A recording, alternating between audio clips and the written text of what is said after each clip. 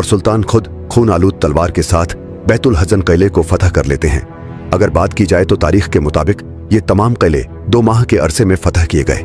तकरीबन कुछ दिनों के बाद कुद्स में बाल्डविन इन तमाम किलों के कमांडरों को बुलाकर उनसे पूछता है कि आखिर तुम्हारी फौज क्या कर रही थी। सलाहुद्दीन ने कुछ ही अरसे में तमाम किलों को फतह कर लिया। यहाँ जुडास कहता है कि सलाहुद्दीन अबीलिन और कीरक के कुछ ही फासले पर है और यहाँ पर अबीलिन की हिफाजत को बढ़ाने का फैसला किया जाता है कि कउद्स की फौज के साथ साथ जुडास यूरोप से और मारिया बाजंतीन से एक बहुत बड़ी फौज का मुतालबा करेगी। शाम में हम देखते हैं जहां काजी फाजिल इन चारों ककीलों की चाबियां सुल्तान के सामने पेश करते हैं, जिस पर वहां मौजूद तमाम लोग अल्लाह का शुक्र अदा करते हैं। सुल्तान कहते हैं कि उनका अगला कदम अबीलिन है और जैसा कि सलीबी भी पहले ही से तैयारी पकड़ रहे हैं, सुल्तान बुरो काराकुशबाई बुरा और गोक बुरो को अबीलिन की तरफ जाने वाली फौज के रास्ते में रुकावट पैदा करने का हुक्म देते हैं।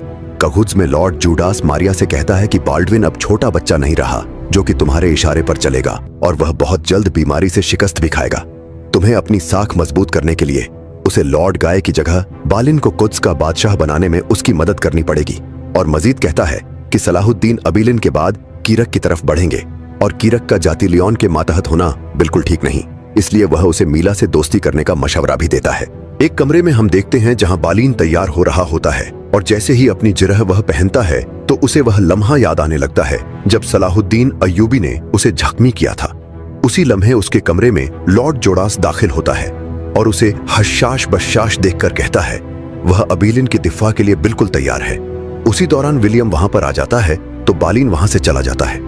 बालीन के जाने के बाद विलियम लॉर्ड जोडास से कहता है, मैं देख रहा हूं कि तुम बालीन का काफी ख्याल रख रहे हो और यह भी मैं जानता हूं कि तुम बालीन को इसलिए तैयार कर रहे हो ताकि तुम उसे कुद्स का बादशाह बना सको।